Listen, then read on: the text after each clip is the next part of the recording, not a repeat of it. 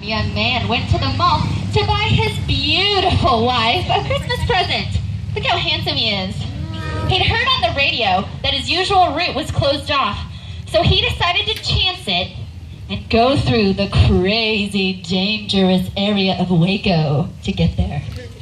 Well, the area he had to cut through was in the north end of the city, known for its biker bars and gangs, and he had chosen the completely wrong time to go through, as some young punks started to gather for their nightly escapades.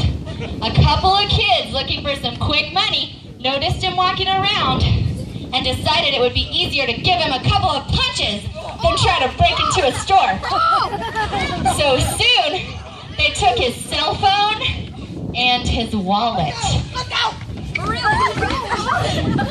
Oh no! My goodness! By the time they were gone, he was in rough shape. And he lay smashed and dirty on the sidewalk. Look how dirty he is. He's dead. He lay there for what seemed like hours, but it was really only a few minutes. He was thrilled when he looked up and he saw a pastor from his local church walk by. He said, "Help, Colton!" But the leader crossed over the other side of the sidewalk and did not even look his way.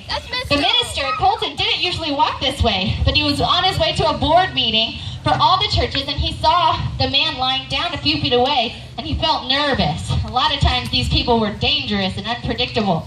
Just for security's sake, he crossed over to the other side of the street. He felt a little bit guilty, but he told himself he wasn't responsible for saving the world. Someone else would do it. About a half hour later, a Sunday school teacher walked by in a rush. Oh, wow. She was carrying a Bible, and he thought for sure she would help him. He tried to call out to her, but she didn't help. Instead, she put her nose in the air, and she quickly walked away in horror and disgust. She lived on that street for years, and she'd seen everything go downhill in the last few years. When she heard the young man call out to her, she thought he would be begging for money. She looked at him in disgust, and she hurried home to her little apartment with bars on the windows and a good security system. Uh-oh. So who's going to help this guy? We don't know. He's just laying there. No help. Look how sad he looks. Uh-oh. Uh-oh. Just as he was almost unconscious, the young man saw a lady in a leather jacket. He would have been afraid of this biker-looking gal under different circumstances, but he didn't have any fear left. The woman parked her motorcycle and decided to walk to a restaurant where she was going to relax for a few hours. Just as she neared her destination, she noticed the young man who looked like he'd been beat up pretty badly. Feeling sorry for him, she went over and she gently felt his wrist. She saw that he was still breathing. She said, "Are you okay?" Not wanting to startle him. "Not really," the young man said. "Let me call you an ambulance. You look like you're in pretty bad shape." She gave him some aspirin. She used her cell phone and she called 911, and she waited with the young man until 911 arrived. And she paid the ambulance driver $500. "Take my cell," she told the young man, "and use it to call your amazing and beautiful and talented wife about where you are. And here's a couple hundred to tide you over till you get your ID straightened out. Sorry for what happened to you, man. Those guys were jerks."